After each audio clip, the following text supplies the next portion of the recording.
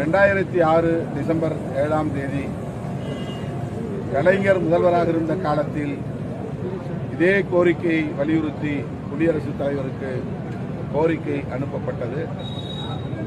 அந்த கோரிக்கை மனு கிடப்பில் போடப்பட்டுள்ளது.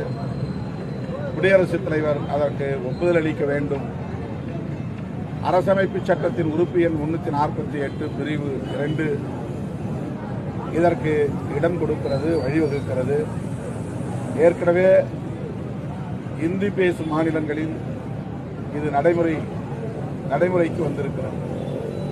அதனை பின்பற்றி தமிழ்நாட்டிலும் தமிழை உயர்நீதிமன்ற மொழியாக ஆக்க வேண்டும் என்கிற இந்த கோரிக்கை ஜனநாயகபூர்வமான கோரிக்கை, சட்டப்பூர்வமான கோரிக்கை. இதை உடனடியாக இந்திய ஒன்றிய அரசு ஏற்று குடியரசுத் தலைவர்